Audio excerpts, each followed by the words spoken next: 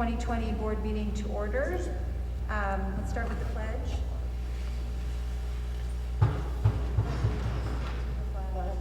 United States of America, and to the republic for which it stands, one nation, under God, indivisible, with liberty and justice for all. Thank you. Kelly, roll call. Excused.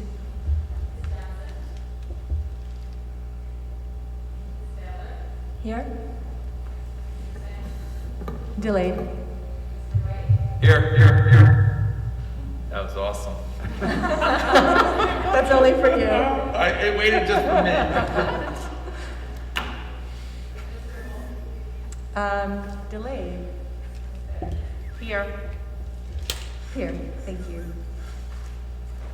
Matt, would you like to review the fire exits? Exits are in the back of the auditorium. We ask that everyone wear their masks during the meeting and socially distance. Here comes Craig. Can I have a motion to adopt changes to the order of business on the agenda? So moved. Second. Anthony, Flora. Are there any questions? This is just to change the order because it does not go with our policy in terms of the order of the agenda. All in favor? Aye. Opposed? So we're 1, 2, 3. Passes 6-0. Before we open to the public, I just want to welcome Jasmine Johnson to her first meeting here. She was unanimously approved at the last meeting, but I miscounted the number of board members we had. So it was 7-0, not 6-0, as I said at the last meeting. And she was sworn in a week ago, so we welcome her. And now we'll open to the public. Our policy gives 4 minutes per speaker. And so is there anyone in the theater that would like to speak? We don't really have any public here. So maybe we'll go to Zoom. If there's anyone on Zoom that would like to speak, please let us know by putting your name in the chat or raising your hand. And we do have later in the agenda time for applicants for the board vacancy to speak, so I would like it to just be public right now.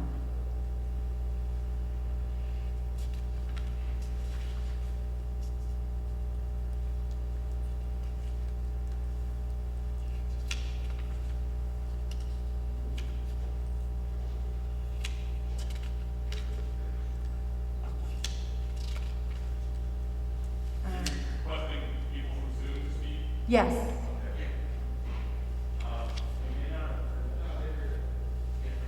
They did.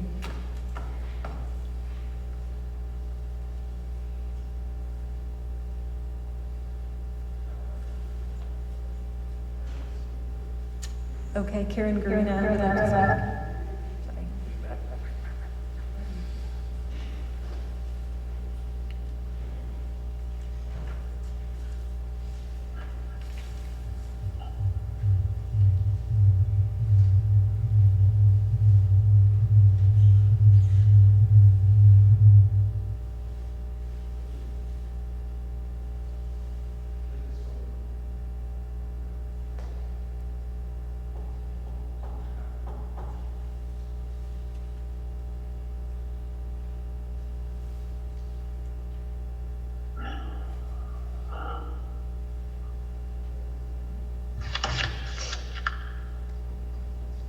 I do want to thank our AV team while we're waiting, just because this is kind of a big task, and I appreciate Meredith?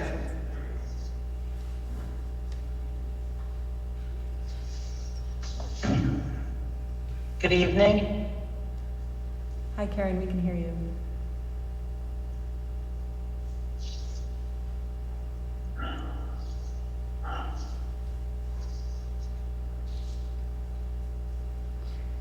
Good evening. Can you hear me? Yep. Go ahead. I can't hear you. I can hear you. I can. Okay. And I can Good hear you evening, like my that. name's Karen. Okay, thank you. Good evening, my name's Karen Garina. I am president of the Beacon Association of Office Personnel. I work at South Avenue School. I'm glad to see meetings are back in person, and I was hoping to attend tonight, but I didn't get there, but I'd like to speak a little bit about what's been going on. And good news, since I work in the school, I just want to let you know on a daily basis how encouraging it is and how wonderful it is to see the children in the buildings and how happy they are. I wish that the parents would have the opportunity to come into the building and see what goes on a daily basis. The children are so happy to be there, and I've got to tell you that the teachers are truly doing a fantastic job.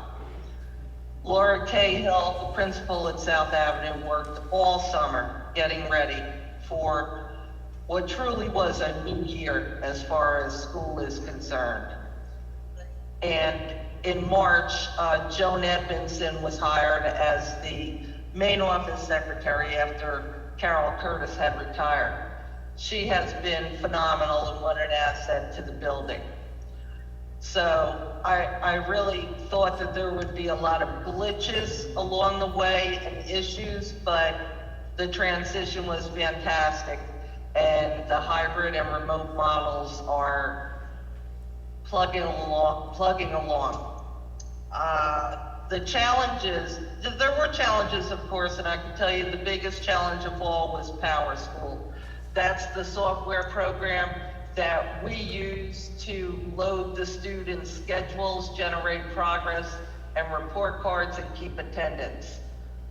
Power School needed so many changes to catch up with our new model for hybrid, for cohorts, for remote, for self-contained children, for the holidays.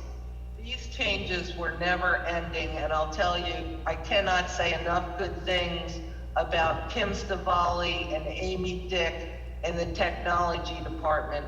I really don't believe that we would be functioning as a district if it were not for these two women. Also in technology are Liz King, Mike Adamczyk, Nick Middlebrook, I'll put my email and who okay. I don't want to take up everybody's time. Who I made- just want to let you know where I was coming. Yeah. who Can everyone mute their who made microphones? sure that every student was issued a Chromebook and the ongoing task for repairs and issues with the Chromebook. It was a feat that seemed undoable, but they made it happen. Also over the summer, the custodial staff in our building cleaned and cleaned and cleaned and painted the offices, they painted the hallways, they painted the vestibule. It totally got a facelift with a few cans of paint. What an awesome job they did. Again, I wish the parents had the opportunity to come in and see the buildings. Also, on a sad note, a little over 2 years ago, we lost a member of our unit unexpectedly, Joanne Boyle. We collected money at the time, and time got away from us, but I'm happy to say that on Thursday, a memorial tree will be planted in Joanne's memory in front of the district office. One Nature, a local business here in Beacon, was fabulous in helping to make this happen, and we're looking forward to the tree planting. Lastly, I want to thank the district and the board for the time and effort put into making the settlement agreement that's on the agenda tonight. We're hoping that all is well, this comes to an end, and we, most importantly, are able to avoid arbitration. That's all I have. Thank you all very much. Have a great meeting. Thanks, Karen, and thanks for your hard work. Is there anyone else queued up to speak?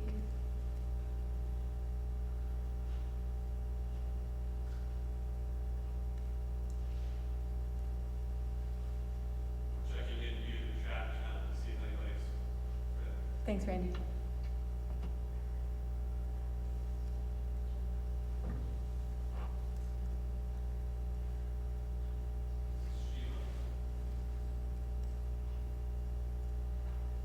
Sheila?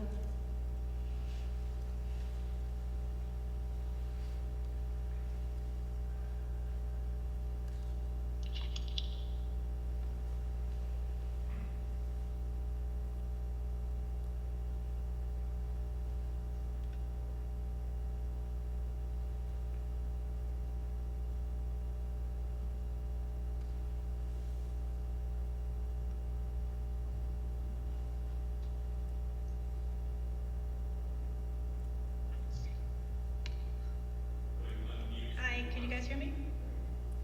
Yes. Take that as a yes. Thank you. Hi. I can hear you. Great. My name is Erin Junta. I'm the president of the Sgt Elementary PTO. I just wanted to say thank you so much for all the teachers and administration's hard work in getting everyone back up into the schools and getting the classrooms and the kids into learning again. I know it's been a big hurdle, and we do appreciate everyone's hard work. So that's just a quick thank you on that. I wanted to let everybody know that the Sgt PTO will be having their board meeting and elections on this Thursday at 7 p.m. via Zoom. We'll be holding elections for the board and updating our bylaws that we've updated.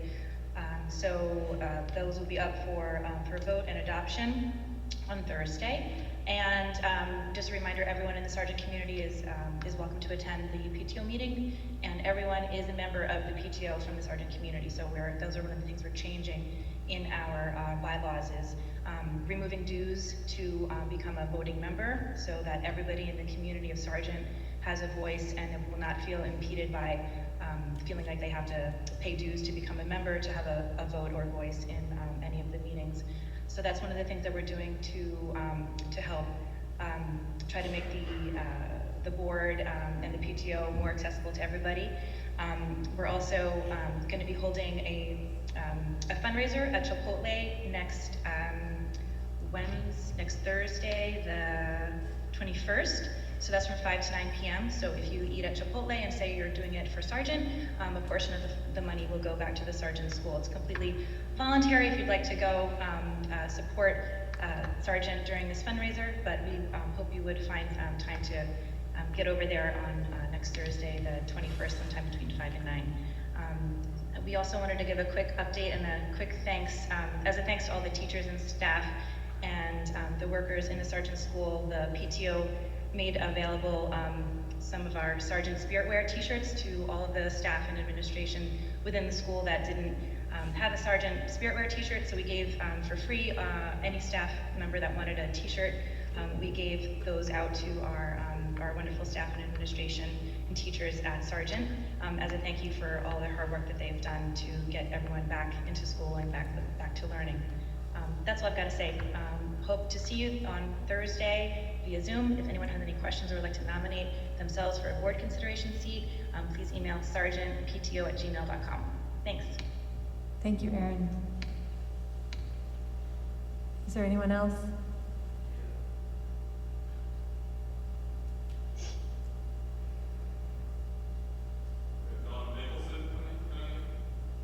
Okay.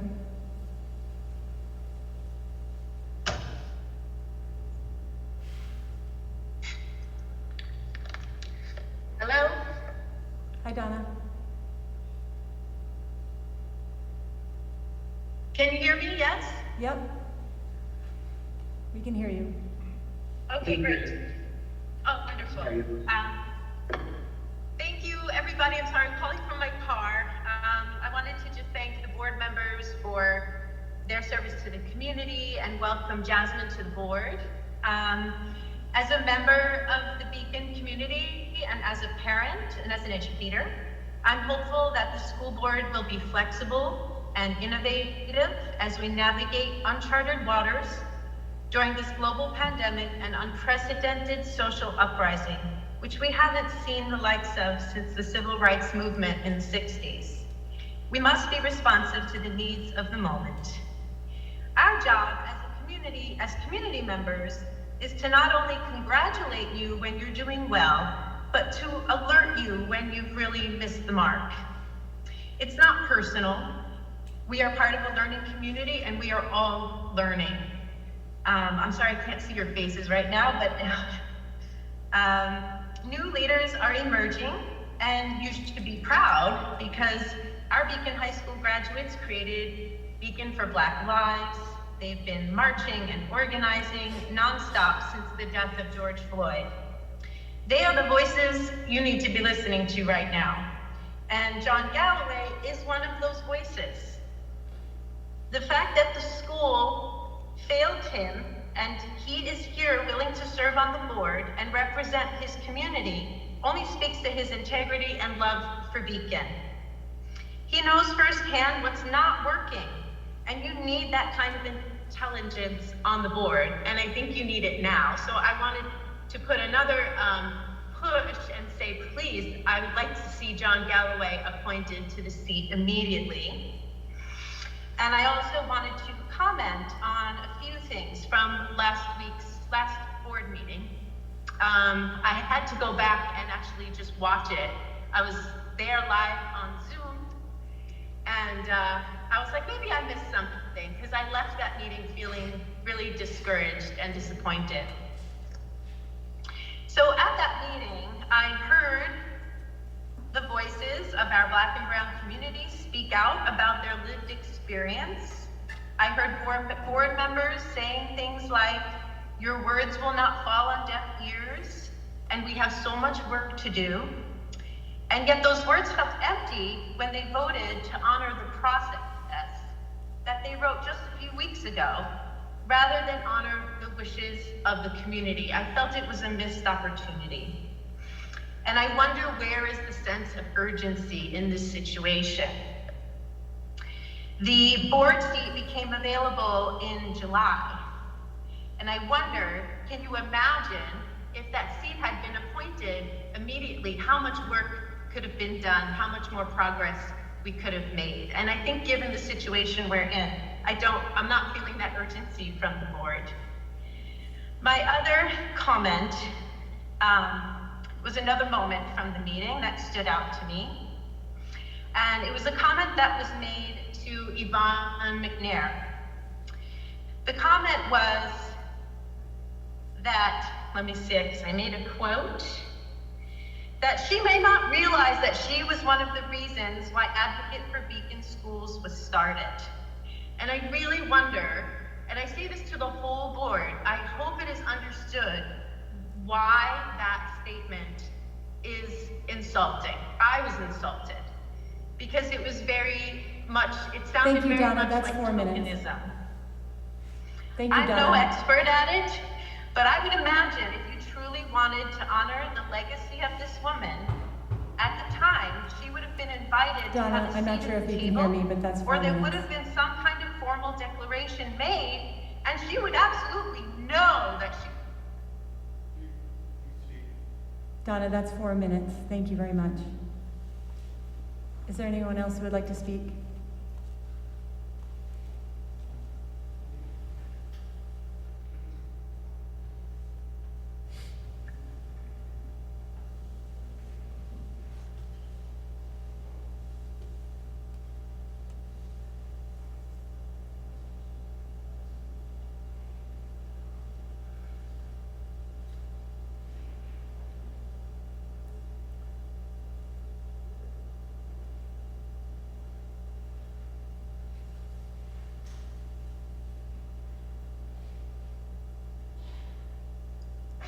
Hi, can you hear me? Yes, we can hear you. Go ahead. Hi, my name is Elizabeth. I currently go to the high school, and I was at the last meeting where John had spoke and everyone was there, and I find that that meeting was very disrespectful towards him, and the fact that he came back shows that he should be on the board because he stands by the community and he understands what we all need and what's necessary for the community as of right now. So I just wanted to say that I hope you would reconsider and appoint him to the position. Thank you so much, Elizabeth. Is there anyone else who would like to speak?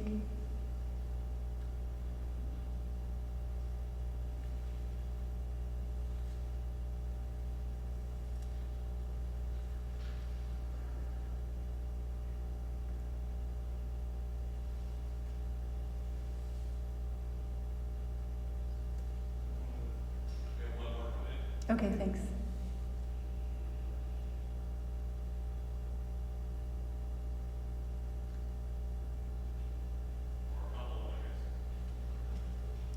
Great. Hello to the board and Superintendent Londell. I apologize. I wanted to speak up today to express appreciation for the work you all do. I recognize serving people is a very challenging job. I also want to offer up meditation for us to sit with tonight about what's going on. Over the past few weeks, we all know we've seen Black and Brown community in Beacon rise up in unison to express support for, Black candidates who applied for the appointed position on the board. I also support this direction for the Beacon City School District. I'm very excited to see Board Member Johnson's leadership, and I'm really looking forward to the appointment of John Galloway to this position. I also want to expand the conversation slightly to kind of reframe the tone in which we talk about this appointment process and the role of the board overall. I've had the privilege of working with school districts in kind of many places in my life, and I see one thing that's a bit lacking in this district compared to others I've seen. In these other districts, I've seen board members go out into their community. I've seen them knock on doors, host their own events, otherwise, actively seek out the stories and feedback of the constituents that they represent.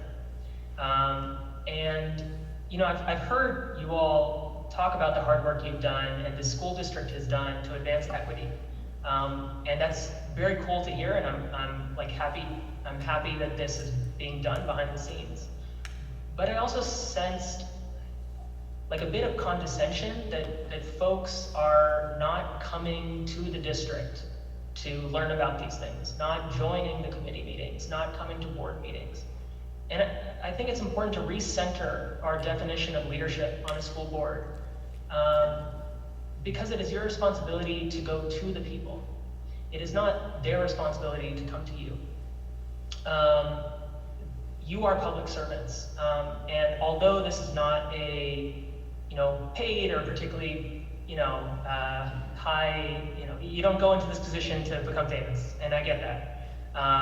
But as elected officials, as public servants, as servant leaders, I hope you consider yourselves to be, you must consider that it is your job to be out there. And if people say that they aren't being heard, and if they don't know the actions that you all are taking, then that's a failure on your leadership. So I hope that you all take that as constructive criticism. Again, I'm very appreciative of all the work you do. Happy to talk more anytime about all of this. And I'll yield the rest of my time. Thank you so much. Thank you, Vikas.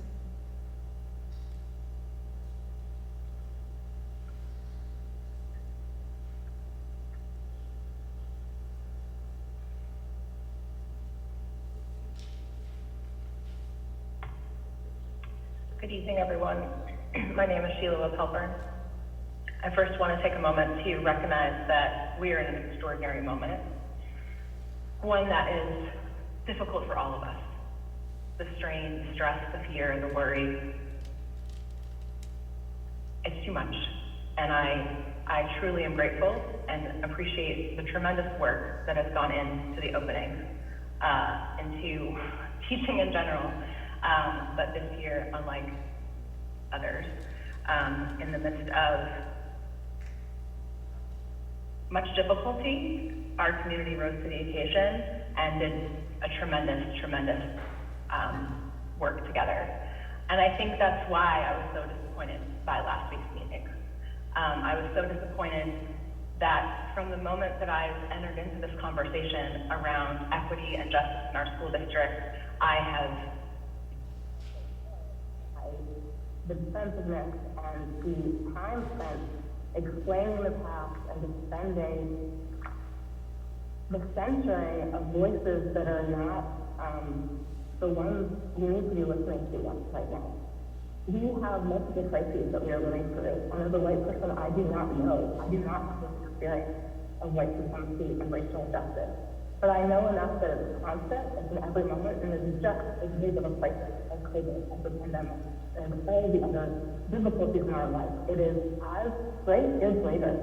It is a 500-year legacy, and if what was happening in our community was happening elsewhere, we would feel, many people would feel very differently about what is happening.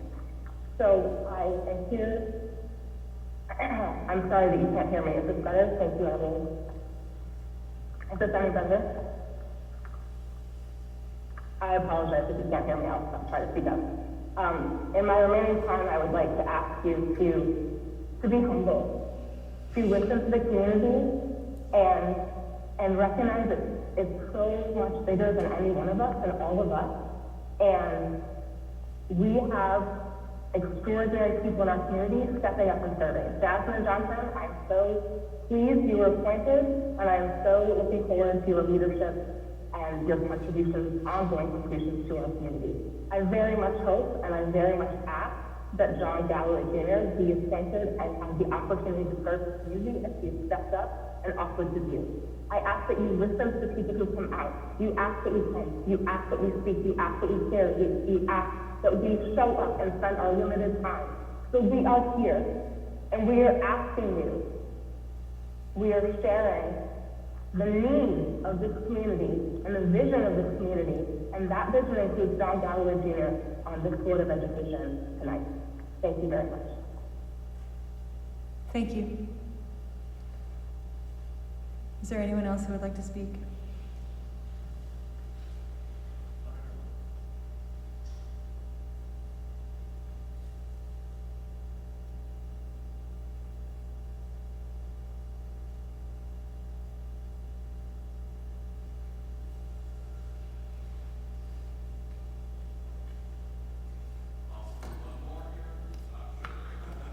There's one more.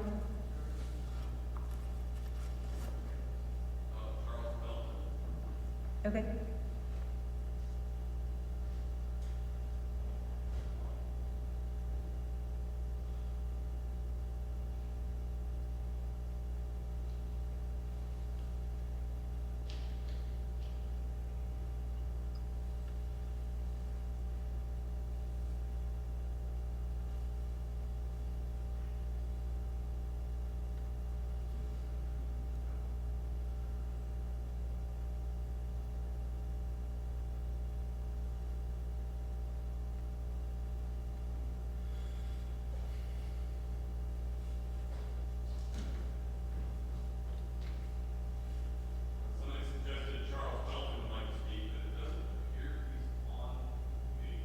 Okay.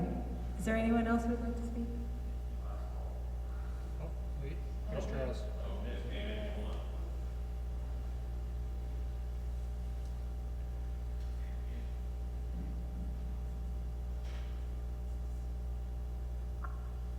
I believe it's your turn, Charles, if you'd like to speak.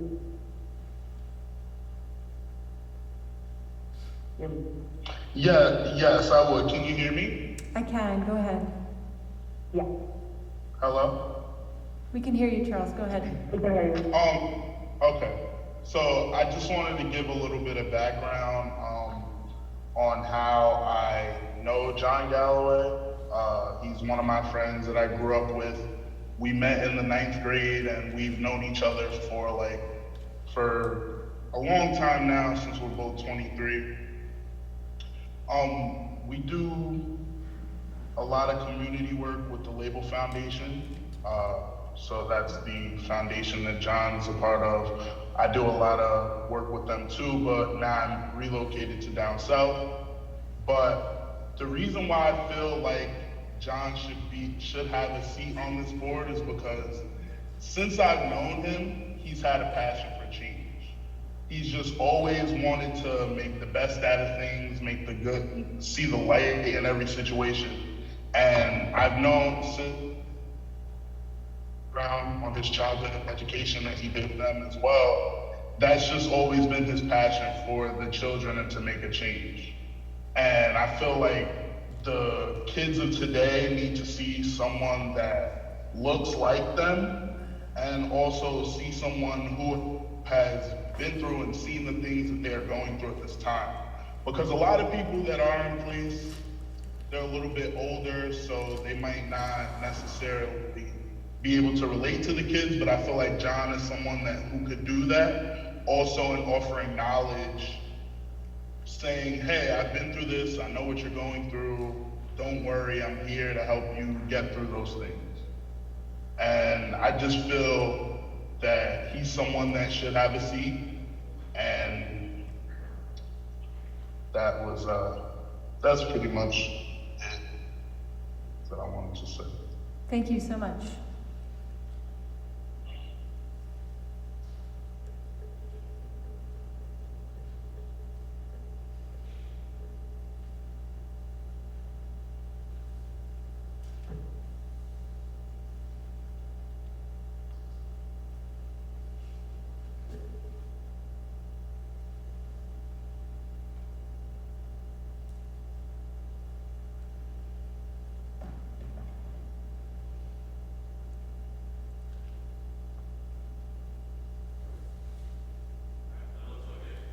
Okay, so seeing no more, we're going to move on to our workshop. One sec, please. Hold on. We're gonna switch channels. Somebody just went on stage.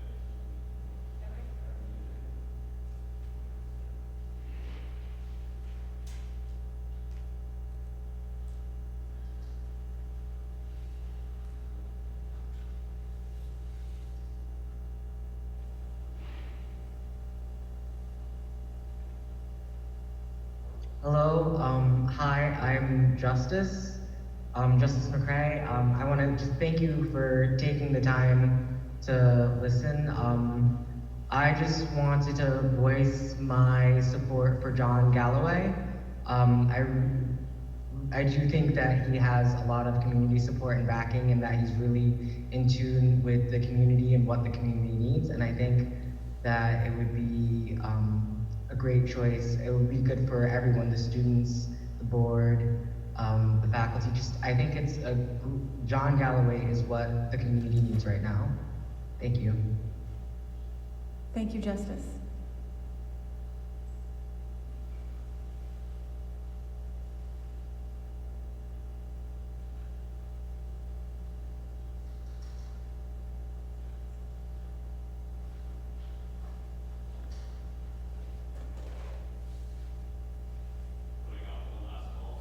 Thank you.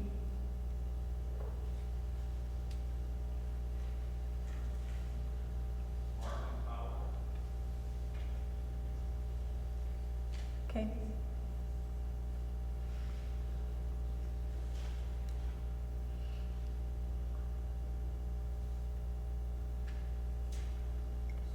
Hi there, my name is Martin Fowler.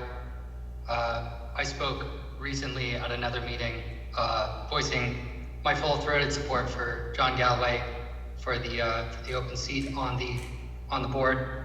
I'd like to continue to voice my support for him for the same reasons as before. I think he's a great member of this community. I think he'll represent this community well. And like many have said on this call, he's an important person for many people in this community, especially the students, to see. So I really hope that you'll continue to consider him. Thank you very much. Thank you.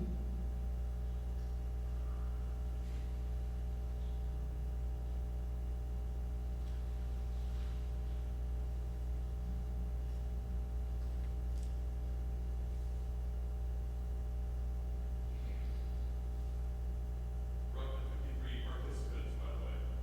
53, right?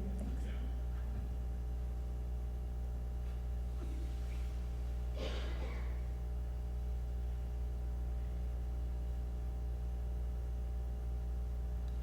I'll let you guys call it how long you want to wait for the last person to show up for. I think we'll move on to the workshop. Let me know if someone says they want to speak. So our workshop tonight is an update on our audit report. 1 second, I'm sorry. Oh, sorry.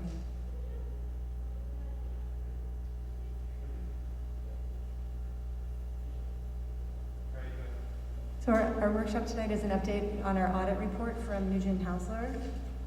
I think we have them on Zoom as well, is that right?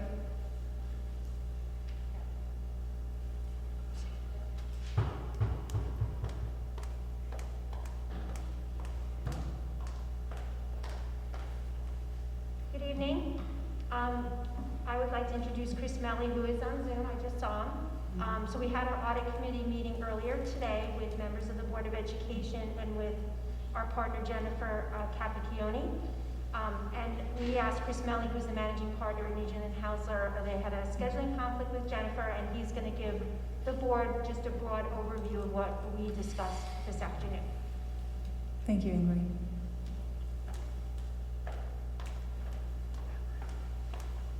Okay, thank you, Amber. I appreciate that. Can everyone hear me? Yes. Yeah, good. Okay.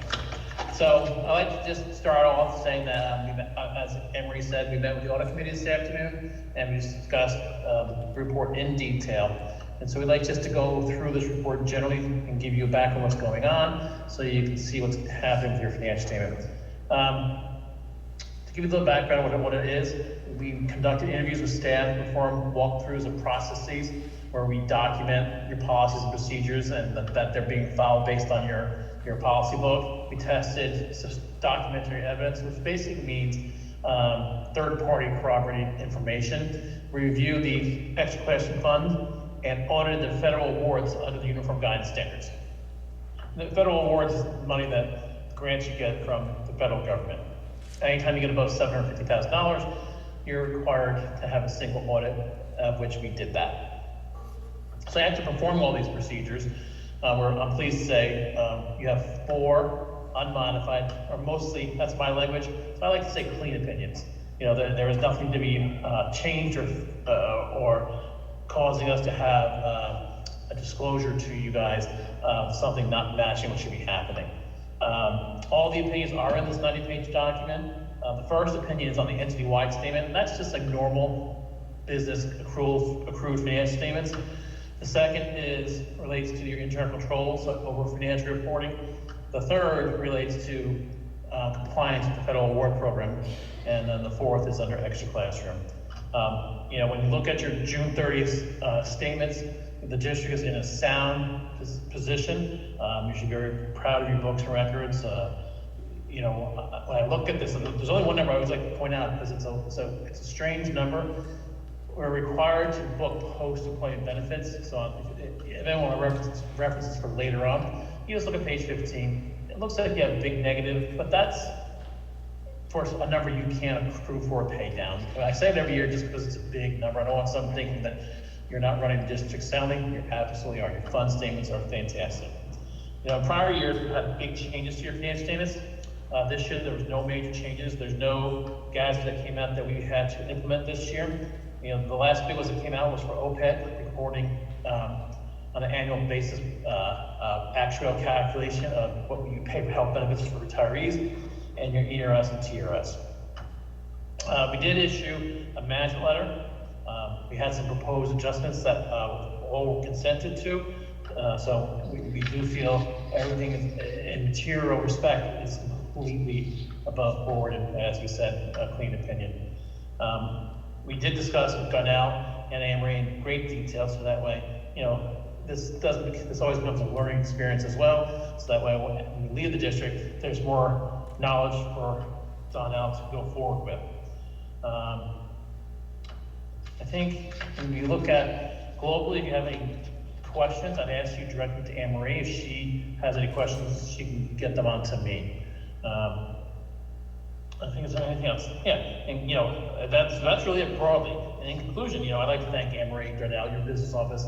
They always excel at getting this done. It's a tough thing to go through, and they really do it very well. And they're always very kind and very generous in giving information and us taking their time. You know, it was definitely a bumpy year this year. Jen's mom got really sick, and unfortunately she passed away during this whole process. And your whole team adjusted to people who really didn't know the district that well, and we got through this because they are so easy to work with. And I really want to extend a heartfelt thanks for getting us through this and helping my firm really give Jen the time she needed to take care of her dying mom. She probably killed me for saying that, but she's an excellent person, and we're happy to afford that time. And again, your district really came in and helped allowing us to do this and giving her that time she needed. And I would like to thank you. I mean, your district is fantastic to work with, and that's really it in a nutshell. Thanks, Chris. Yeah, Jen was great today. She gave a very thorough explanation to all of our questions during the committee meeting, so thank you for that. Are there any questions from our board about the audit? Yes, I would like Mr. Melly to address, we did have a 15-page management letter which addresses things that need to be addressed. And we have a response from our district financial chief. So what I'd like to know is your assessment of the adequacy of the responses that have been made. You're on mute. Can't hear you. Oh, I was very fine with that. Chris, can you Is it start one moment over? for me? You were muted. Do you want to just start over with your response? Yes. So we had a. Should I go on? Can you hear me now, Chris? Chris, can you hear me? Do we have communication? Okay, thank you. So we went over this with them, and what happens is Anne Marie will give us a written report, and then she'll implement any new policies and procedures to get this done. And one thing you have to really understand, this is Darnell's second year. So I look at this as constructive criticism and allowing her to grow in her position. She has the aptitude, and year over year, she's definitely grown, and I expect the same type of growth. And eventually this will start shrinking down as doing governmental accounting is so different. That's why it's always hard to fill these positions, because it's so different than regular accounting. And she's taken to it, and she's not afraid to ask questions, and that's the compliment I can give someone, is that she's not afraid to ask questions, and I like that. So I look at this as something she will look at when she does next year's audit. She'll just take into consideration as she closes down the books.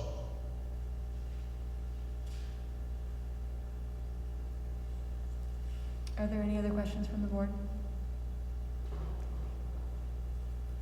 I have a question.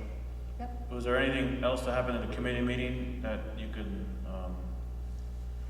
let us know how it went? Are you asking me? Well, somebody in the audit committee, I guess. Okay. Yeah.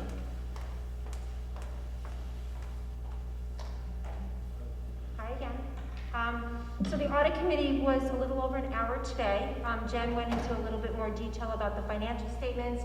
Chris had mentioned the consolidated statements, but we actually went on the fund level to talk about fund balance. One of the comments in our management letter was that our fund balance is more than 4%, which if you look at all districts across New York State, you're going to see that as a trend. That was a way of school district administrators were making a real stand to try to increase the fund balance, to try to offset any they're talking about 20% state aid cut. So that will allow us to help absorb that if that actually happens during the 2021 school year. We talked about how some things were impacted during COVID. It was a very difficult year. I'd like to say our business office staff did a great job. It was hard. We worked remotely and we worked in person during the months that we were closed. So I'd like to give a shout out to them. They really did a great job getting the financial records in order, getting people paid every 2 weeks, and getting a really good opinion. We talked about the management letter. The corrective action plan is on board docs as well. And there wasn't anything significant. Everything was recorded. There may have been reclasses within funds. But overall, Jen had mentioned to the audit committee that the management letter was just a growing experience, which we noted in some aspects, and Donnell and I will work together to make sure that things are recorded differently next year. And our financial standing to take out more bonds if we need to, what does that look like? We have a triple A3 rating, which is the same. But we are in good financial position. We have money in our debt service account if we needed to use it in future years. And you know, we have an adequate amount in reserves, and we also have that extra fund balance to kind of help going forward if this year turns to be a little bit rocky. Okay.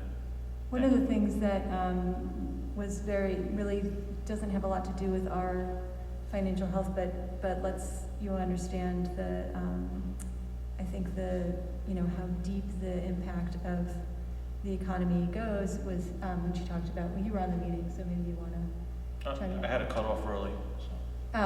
Which she was talking about basically like this unfunded liability with our ERS and TRS funds, these pension funds, and how, depending on the market, these funds are very stable or very not stable. We just heard that our ERS contribution is going to go up this year. So these are things that we can't control, but we need to be ready to respond to. And I think that's where that fund balance is going to come in handy, and we'll need to be very aware of that, because that was a huge swing between points. One of the other things that's on our agenda tonight that maybe we want to just talk about now, Anne-Marie, is the refinancing of our bond. Yes. So on the board agenda tonight, we have a bond resolution to refund a capital project bond that we had put out a couple years ago. And we use the term refunding, but basically it's like refinancing debt or refinancing your home. So as you know, although the economy is really suffering overall, the interest rates have been fantastic. We were able to take advantage of that when we did a bond in June for our capital project that we're just finishing. So the bond is what they call callable. It has to be available for so many years, and we are able to refund or refinance the bond to save money and interest over the long term. So it's not a lot of money, but it's significant year to year. And our thought process was knowing that going into next year and a few years after, we were going to have hard budget seasons, that we thought this was a way of trying to save money for the taxpayers and being able to process a budget going forward. So that was what the bond resolution is for, that's on the agenda. Which is, again, great news, given the cuts that are being, I almost call them Cuomo cuts, that are being held over our heads right now. So thanks for that. Are there any other questions? Thank you very much. Okay, thank you. Thank you, Anne-Marie. Thanks, Chris. Okay, we're going to go into executive session. Can I have a motion to adjourn to the executive session to review the employment history of a particular individual? Anthony, so moved. Second. Is that Flora? Yeah. Are there any comments or questions? This executive session is expected to be a half hour at most. All in favor? Aye. Aye. Opposed? Passes 7-0. Thank you. Okay, thank you for your patience. I'd first like to review the agenda. There are a couple of agenda changes. 12.04, non-instructional item, addition of items C4 and D1. I also need to add something to the consent agenda. So could I have a motion to add 12.15 to the consent agenda? Anthony, so moved. Second. Anthony.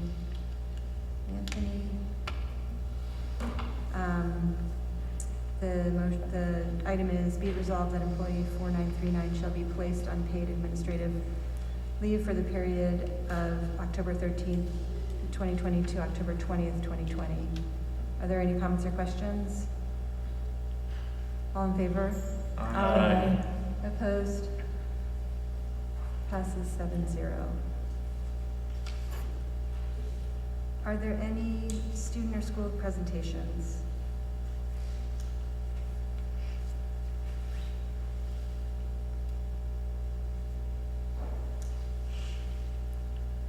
Seeing none, I'm going to move on to parent groups. Are there any parent groups that would like to speak?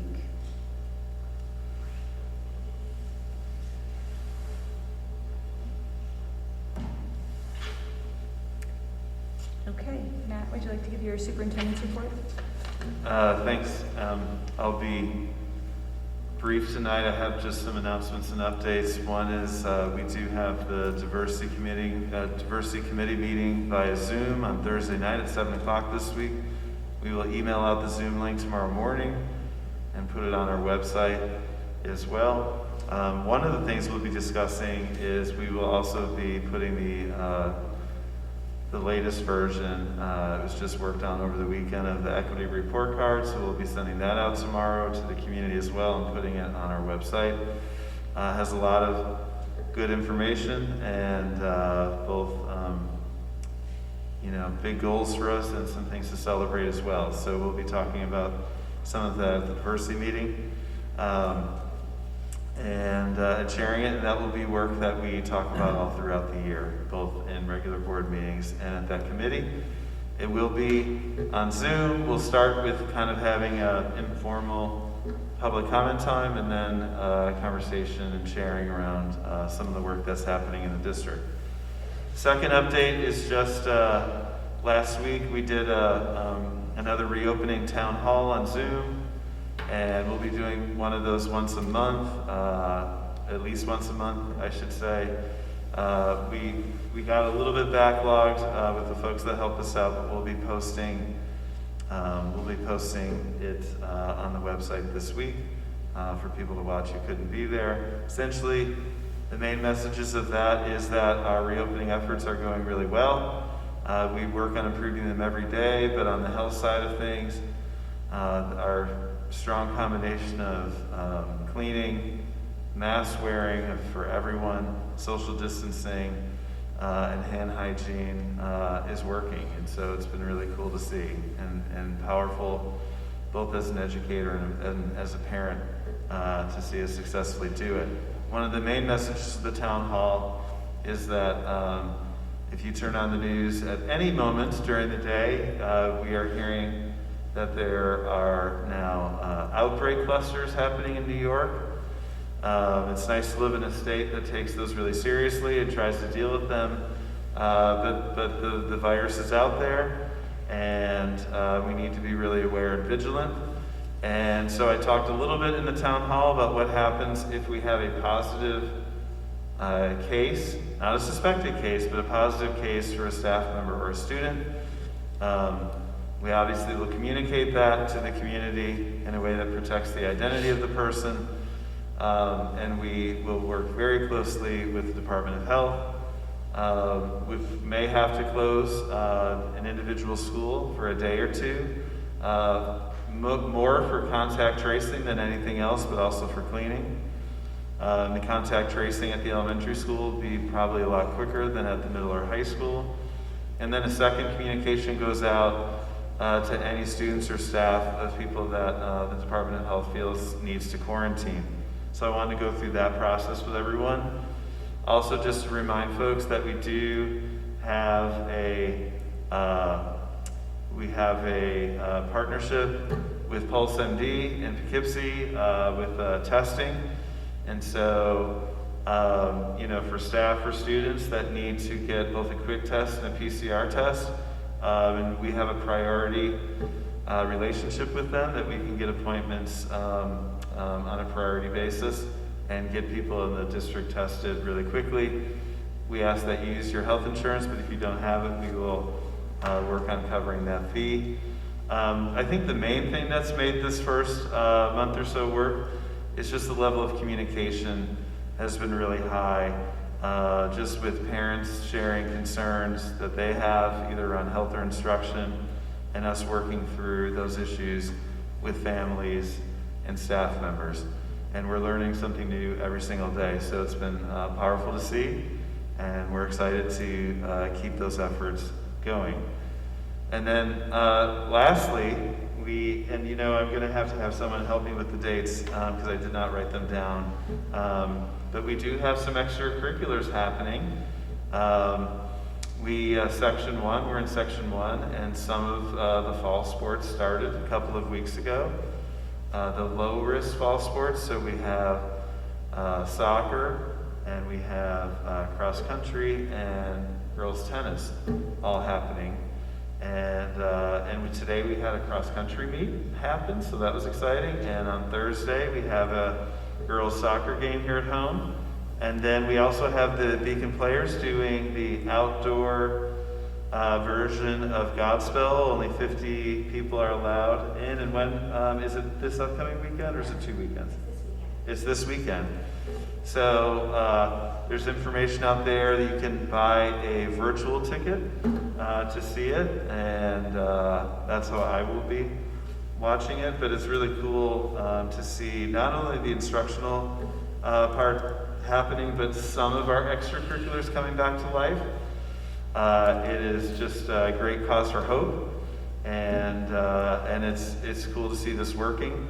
But I will say one of the ways this works is dealing with a positive case when it happens. And so I think the last message that I shared at the town hall that I'll share here is that when and if a positive case happens, it's not a failure. It's actually the system working, because we're identifying that, and we're working with the Department of Health, and we're asking, the right people to quarantine. We're taking time to contact trace. That is the plan in action. And so I'm sure we'll have bumps as this year goes on, but it's been an incredible effort of our community, and it's been really great to see. And I love that some of these extracurriculars are starting to happen. So that's my update. Thank you, Meredith. Thanks, Matt. Okay, committee reports and board comments. Flora, you want to start? Sure, yeah. So we had the first meeting of the Wellness Committee, and there was a lot of interesting stuff brought up. I'll just give out some highlights. We've got expanded restorative practice training for faculty and staff at the middle and high schools. We're working to incorporate social justice projects into English and social studies curricula at the middle and high schools this year. We're developing sessions on trauma-informed practices for faculty and staff, and I would put all three of these under the umbrella of the district trying to respond to the social and emotional needs of students as they face, everything that's been going on with the pandemic and politically. So I hope to have further updates on that after our next meeting in October. We're also starting the delivery of free school meals to families who can't make pickups starting October 21st. Land to Learn will be doing outdoor education soon if they haven't already started. And Common Ground Farm has helped to put together the new middle school garden over the summer, and that's up and running, and the environmental club is also getting together. Each school is also working to meet the unique needs of the students and families, and there are more details on all of this on the BCSD website. If you click on departments and then personnel and policy, you'll see the wellness committee listed at the bottom left hand of the menu there. It also includes dates for upcoming online meetings, and everyone is welcome to attend. I also attended the Dutchess County School Board Association meeting, and this first meeting of the school year had representatives from different school boards in Dutchess County talking about the rollout of school in their districts and the issues that they faced. A lot of the issues were similar to what we faced here, including transportation logistics and schedules. Of course, some districts like Poughkeepsie are still currently all remote, and I wanted to commend Beacon for offering students the opportunity to have classroom time. I think the biggest challenge looming for a lot of districts is the idea of shrinking budgets and insolvency. So that was definitely something that we discussed as well, the loss of state aid and where that's going to leave districts. At the next meeting, there will be a presentation from the Dutchess County Office of Mental Health on ACEs, or Adverse Childhood Experiences. And the association would like to invite as many board members as possible to that meeting, so I'll let you know when the date and time are sent out. Thank you. One thing that came up during the Wellness Committee meeting was a parent with a 504 plan discussing challenges they'd had with their students, or with their student, and it echoed something that I'd heard from other parents with 504s and IEPs. And I just wanted to ask if we have any information, or if we can get information about how the district is doing coordinating services for those students, if the parents are being proactively and regularly contacted, and if communication has been improving since the school year began. That is it for me for today. Thanks, Flora. Craig? Yes, we've had discussions about getting finally a meeting of the Public Relations, Advocacy, and Legislative, which has been postponed or deferred for various reasons. We're looking at the 19th, last I Yes. knew. Yep. The only question was what time? 7 p.m. 7 p.m. sounds good. Let's make it official and call the committee meeting for October 19th at 7 p.m. And we're going to have to decide, are we doing that in person or are we doing it by Zoom? What do you think? I'm thinking the committee meetings will be Zoom. Zoom? They are open to the public. It's easier because we couldn't be in a small room. Yep. So, yeah. Well, thank you. Yep. Anthony White? Sure, so there hasn't been a curriculum meeting since the last board meeting. However, I just had a question. We sent an email to Kelly about the NISBA. I didn't receive anything yet. I don't know. I think I did. I did. I got a confirmation. You got something? Yeah. I didn't receive anything yet, Kel. If you could just check on that. Thanks. I have no other comments. No other comments? No. Thank you. Anthony, say? Good evening. I'm looking forward to the diversity committee on Thursday, and we also have November and December dates as well. It's going to be the second Thursday at 7 p.m. And Zoom links to come out soon. I also want to thank all the folks that voiced their opinion during the public comment period. The one that struck me, that resonated with me, was the one about public service. I don't have a doubt that we all take public service very seriously. We are, and I know it may seem frustrating that at some point it seems like we're not listening. We are. Hopefully when we're past this point that, we can continue to work together. That's all I have. Thanks, Anthony. Jasmine? I don't have anything to say. No comments? Thanks. Alyssa? I just wanted to put out a reminder that tomorrow the applications are due for the DIA Teens program. Just a reminder about that. That is for sophomores, juniors, and seniors in high school. I don't have any other comments right now. Thank you. Thank you. I got to watch the cross-country meet today. It was very cold and muddy, but exciting. Great to see the kids out there. All the spectators were really respectful, staying outside the fence and wearing masks. I wanted to let the board know that I heard from our lawyers that Dutchess County is ready to move forward on the sale of the land that the stadium sits on. So this is I'm just going to read what he said. The county is prepared to approve the purchase of the portion of the district's property that is improved by the stadium and intermodal facility. He has requested that we prepare a contract of sale for review. So I asked him how long that was going to be. He said probably a month. So we can look forward to reading through that soon. I'm glad that's moving forward. I also wanted to just mention to the board, one thing we haven't done because of our board vacancies is go over our board goals. I think this is really important to check in about and amend them if we feel the need to, and just to remind ourselves of them because they've been a real guiding force for us since I've been on the board.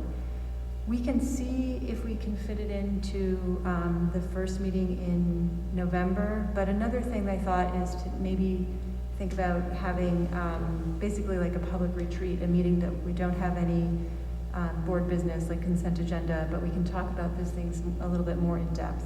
So everyone give that a little bit of thought. We can decide at the next meeting if we want to just try to fit it in with the meeting or if we want to have a separate meeting about it. Craig talked about the PR meeting. The next policy meeting is November 2nd. We will, on the next agenda, appoint another person to that committee since we are short one at this point. And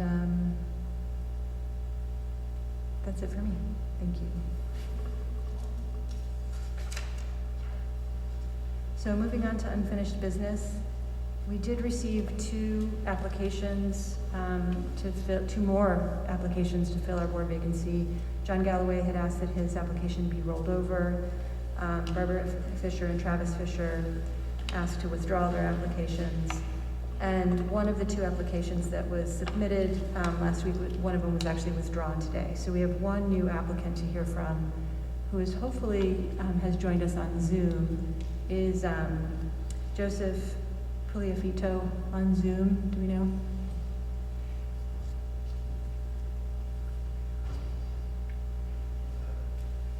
Do you need spelling? Or are you? He's the school bus guy. T in Manhattan, Brooklyn, District 75, and with curriculum and teaching public school teachers. And actually, this is the only first meeting that I've attended, and I'm sort of getting a lot of information about the community and Mr. Galloway. So he seems to be a very, very nice guy. A lot of people are for him. They say he was 23 years old. I don't know much about him, but he sounds like a very good guy. I've been a resident of Beacon since, like I said, late 50s. I have a lot of experience with multicultural classrooms, teaching technology, and special ed students. So I saw the opening for an application and I took it. And so here I am. Thank you. Thank you for applying. Anybody have a question for me? I'll take it. Do you have any questions for the board before we have board members question you?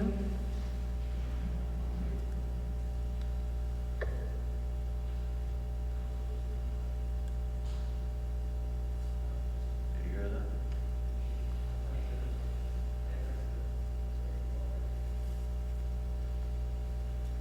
Oh, is he having to, can I not talk directly to him? Does it have to go through a text?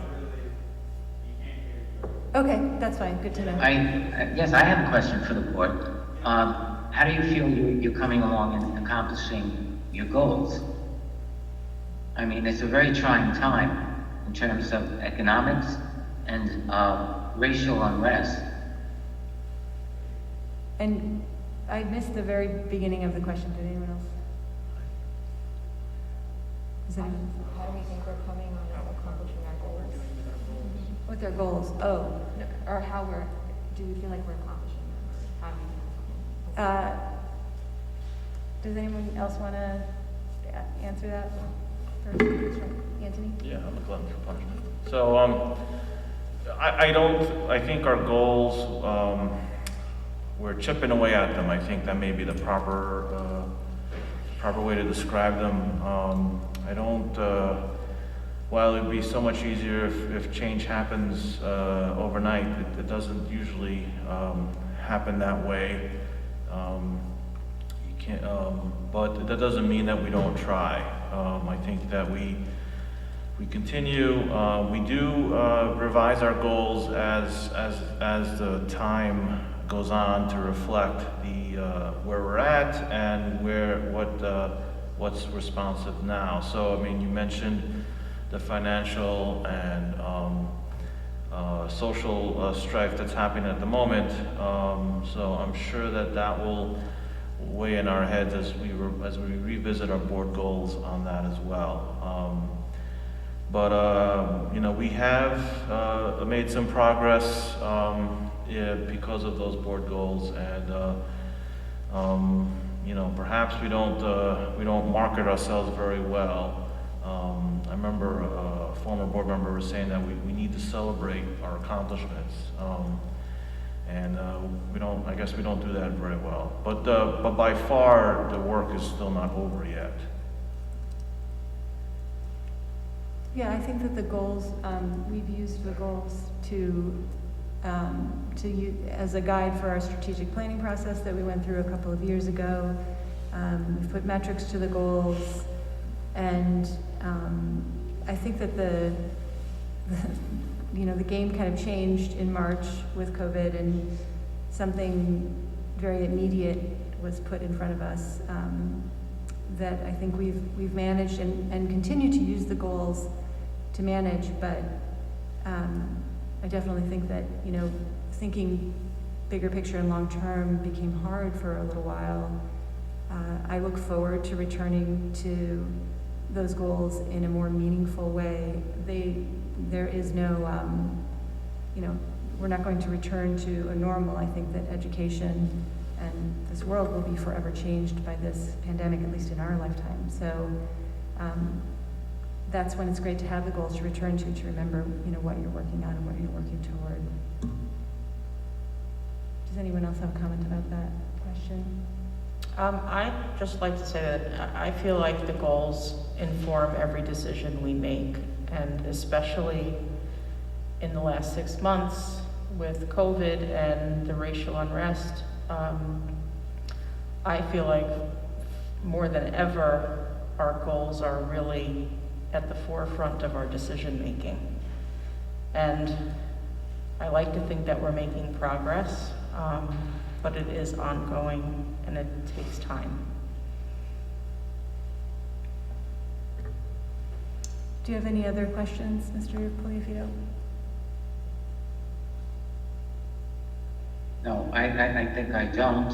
I appreciate your answer, and I do hope that we do see change as soon as possible, and that everybody will be on the same page, because all lives matter, black and white. And are there any board members that have questions for Joseph? Anthony? Well, I've been making a habit of asking all the candidates the same question, so I will ask Mr. Poliafito, and the question is, so the board is at, it's kind of like at 1,000-foot view of the district. We don't micromanage the district, but we do approve policy and we set goals for the district, similar to the question you're asking. What would you contribute to the board if you were appointed to the board in terms of that view? Well, I have a lot of experience since I was a teenager in orphanages for many different types of social problems in the family. And I've worked since 1970 in colleges with public school teachers in Manhattan, Brooklyn, and Queens. And I've seen the problems there. And it's not easy, as you said, to solve problems. And it's slow in some cases. But everybody has to be on the same page and not think about themselves, but about each other and their lives, and to make everybody else's life better. Economically, socially, people should be happy. People are not happy now. And everyone has to be served.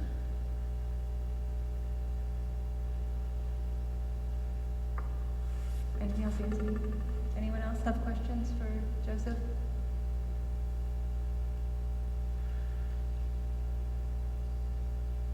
No? Anthony White had asked a question to other candidates, just in terms of, had you thought about running for school board in the past, or you just happened to see this announcement and it struck you as important? Well, I've always paid my taxes, and they've been exorbitant. I have 9 parcels in Beacon, and I did want to see where the money was going, and I started to think, well, maybe I should be part of it. Okay. No other questions? Thank you so much, Joseph.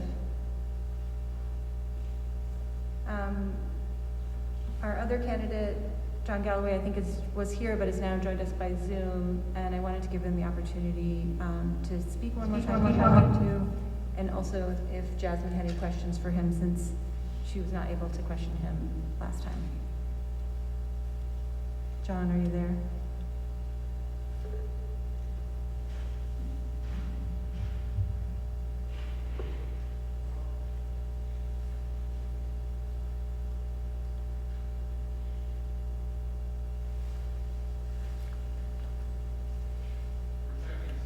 Okay, thanks.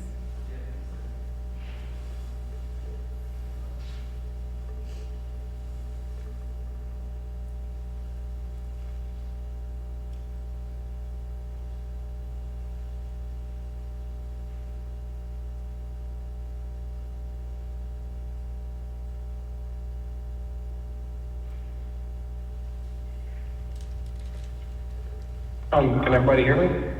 Yes, go ahead. Yes. Okay, good.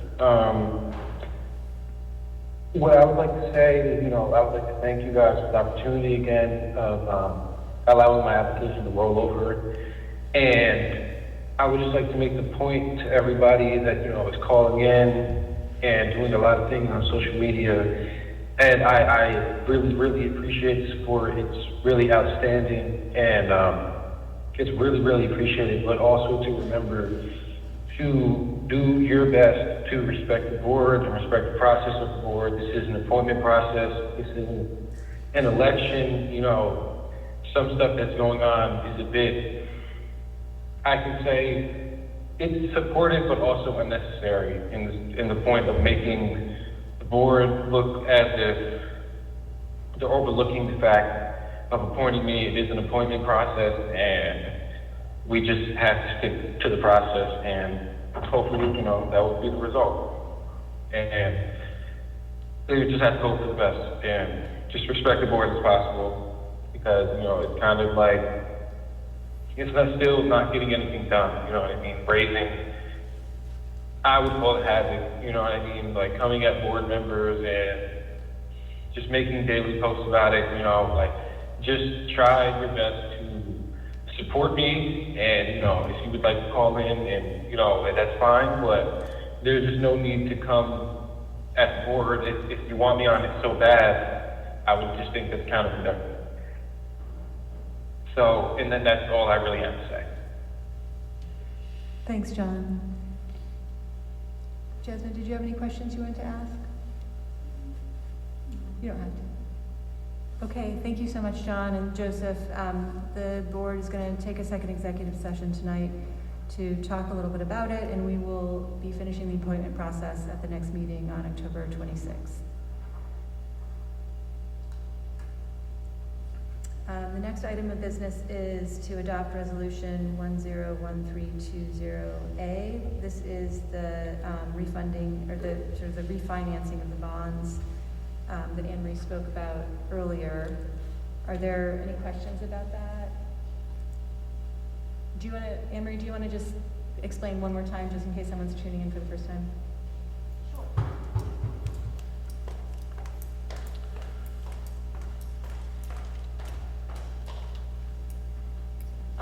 So we are asking the board to vote on this resolution, and it will allow the district to refund a bond, a capital project bond that we had done a few years ago. The interest rates, as you know, are significantly less than when we borrowed last time. So there will be cost savings going forward over the next several years. We think that it would be advantageous to do something like this, to try to start finding ways to save money, to try to help balance the budget going forward, not knowing what the state aid amounts are. I also want to mention that there has to be a certain amount of cost savings, otherwise the New York State Controller's Office would not sign off on this. So it meets all the criteria for there. That's the net cost after all costs for bond counsel and financial advisors. So the numbers, there are spreadsheets that are on the board docs that show the net cost to the district, which is you know, it's not an exorbitant amount of money, but it is cost savings, and I think we really have to start thinking outside the box for cost savings going forward to make sure that we can ensure we keep program going forward. Thank you. Okay. Are there any questions for Anne Marie? Just, no, thank you for this. I mean, we are in questionable times and not financially, so I mean, it's definitely, I mean, it is about the children, so thank you. Right. Well, I have a question. yes. What is the capital project from a few months ago? So this capital project was the project we had done several years ago. We are finishing up a capital project. So how it works, to do major work in a district, we will go out to the voters and we will ask them to vote on a capital project. And we do it separately from paying for expenses that are normally in the general fund, the regular expenses, because we get building aid from the state, which is about 67% back on, you know, state aid for building aid. So it's a way of doing major renovation work, or as we did the field, or we do capital improvements, and it's the more cost savings way for taxpayers to do it. And we'll start talking, finance committee, the facilities committee meeting, we'll start talking about doing a new capital project that we'd like to go out to vote for at the end of next year, of 2021. So it's just ways to keep up on the building, make sure that we do major repairs that we would normally be hard for us to put in our regular budget, but separate. So at the end of a capital project, we do a bond, and it's over 15 or 20 years, depending upon what we do. So this bond we're asking to refund was for a prior capital project, and at the time we went out, the interest rate was higher.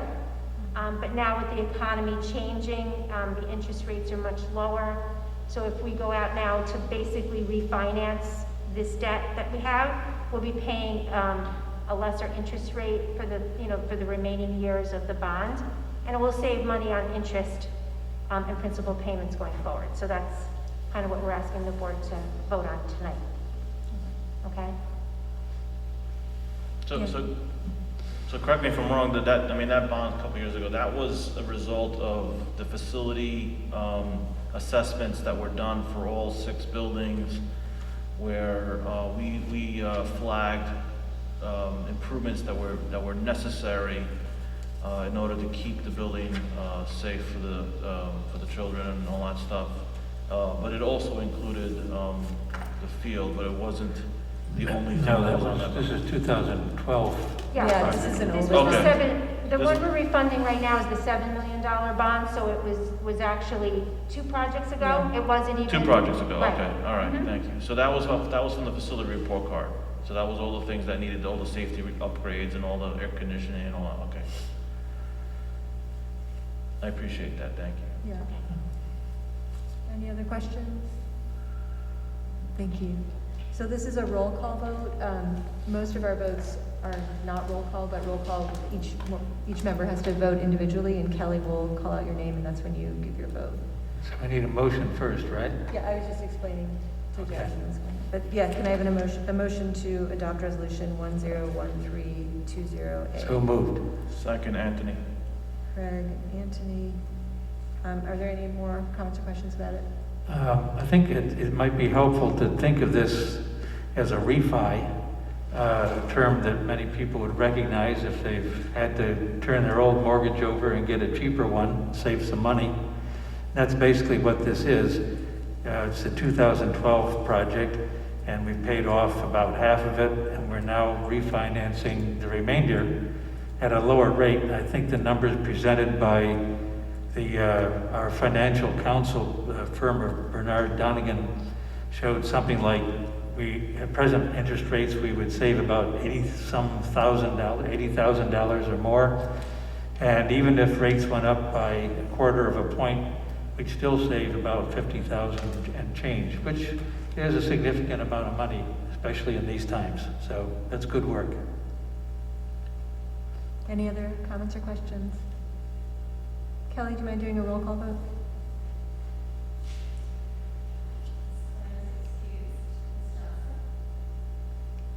So you just say you oppose or you are in favor. What was the last in favor is yes.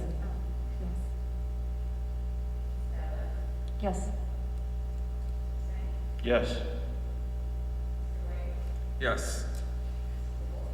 Yes. Yes. Yes.